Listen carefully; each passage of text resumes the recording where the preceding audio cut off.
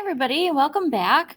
We're going to continue on with lesson 7.1. Just remember last time we talked about the axis of symmetry is the line where you fold it in half. Your zeros or your x-intercepts are where it's crossing the x-axis. Your vertex is your turning point, all right, and your y-intercept. If x squared is positive, the number in front, it's concave up, you're smiling. If it's negative, you are frowning. But let's get some practice in with those things. Find the following information for each parabola. Again, the parabola is just a fancy name for the shape of this graph. All right. So the end behavior means, is it opening up or down? It's opening up like a smile, so it's concave up.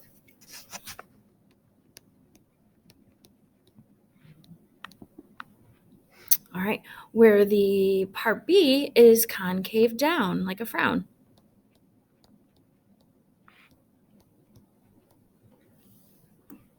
The axis of symmetry.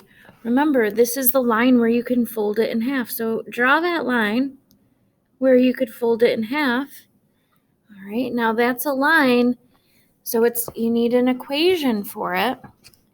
Now, we just talked about lines. It never crosses the y-axis, so there's no y in it. It's crossing the x at this value right here, so it's x equals -3.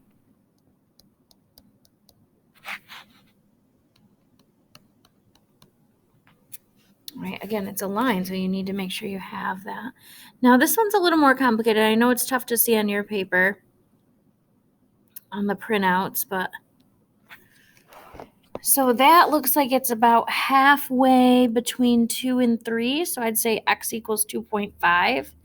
Another way you can tell is if you look at your zeros, 1 and 5, halfway between that is always your axis of symmetry. So halfway between 1 and 5 is 2.5. All right. So, or excuse me, 1 and 5, 1 and 4, 1 and 4. All right. So x equals on that one 2.5.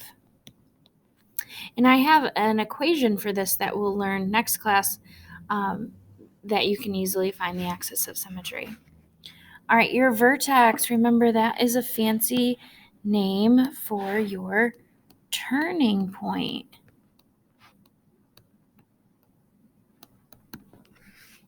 And that's always right here. It has the same x value as your axis of symmetry does. So your turning point on this one is the point -3, 2.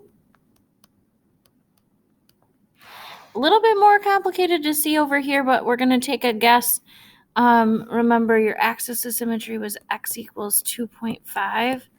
So that's the x value in your turning point. So it looks like over 2.5 up 1, 2, 3, 4.5, I guess. Okay. The max or the min? Well, this one doesn't have a max, right? It goes on forever. So there's no top. So its minimum value, the lowest point it gets to is 2. So it has a minimum of 2. Over on this one, though, it doesn't have a minimum. It goes up to here and turns back down. So it has a maximum height, and we said that that looked like it was about 4.5. All right, our x-intercepts, remember that's another name for zeros. Does this one ever cross the x-axis? No, so there's none. On this one, here's one of them, 1 and 4. 1 and 4. Now there's only one y-intercept on these because if it had more than one, it would fail the vertical line test. It wouldn't be a function. So the y-intercept looks like it's about, oh goodness, this is another not great one. Let's just say 7. That looks about good. So the y-intercept 7. On this one, you can't tell because it goes off the grid and you don't have an equation to work with. So we can't tell from here. Something in the negatives though. All right, now domain and range, this is going back to functions. Remember, domain is all of your x's used, and range is all of your y's. We'll talk a lot about this chapter too. All right, so your domain, your x's, those are the numbers that go from left to right. If this keeps going forever in both directions, there's not going to be an end. It's going to go off to negative infinity and infinity.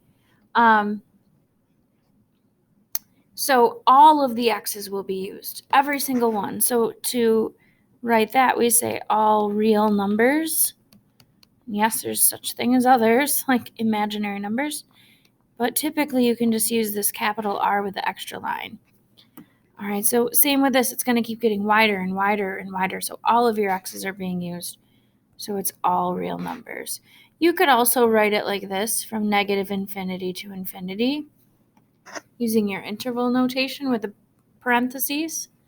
But it's easier just to say all real numbers, or just write that R. Your range, on the other hand, are your y values. So if you look at this, it's going down to 2, and then it turns and goes back up. So it's never going to hit any of these y values down here. All your y values are greater than or equal to 2. And you can find that in your vertex. The vertex is either the highest or lowest point that your graph gets to. So if it turns at 3, 2, all my y's are 2 or higher. On this one, all your y's are down here. So, it's never going to hit a y value of 5 or a y value of 6. It goes up to 4.5 and then goes back down. So all of your y's are less than or equal to 4.5. All right, I know some of these things are a little bit tricky, but we're going to keep practicing with them for a couple of days. If you have questions, feel free to ask me. Just watching these and not writing down the notes and not actually trying the practice really isn't going to be that beneficial. So give these a try. All right, last thing, blank is another name for x-intercepts. So remember your x-intercepts where it hits the x-axis. You can also hear them referred to as zeros or roots. Roots, because think of it like the ground, where it's rooted to the ground. Your x-axis is the ground. Or zeros, where it has a height of 0. All right, so the next thing that you're going to need to do is on page 4. Let me just double check here. Page 4, you're going to get some practice with this. And I'll list this as another assignment. You can either do it on Kami or in your packet and take a picture. But you're just going to find those pieces of information based on these 2 graphs. All right, if you need to, use the notes. That's why it's important to actually write them down so you can go back and look at them. All right, keep in mind you can also look at this first page of notes. It has some of those things labeled for you already. If you have any questions, stop by the Math Lab or shoot me an email. Have a great day.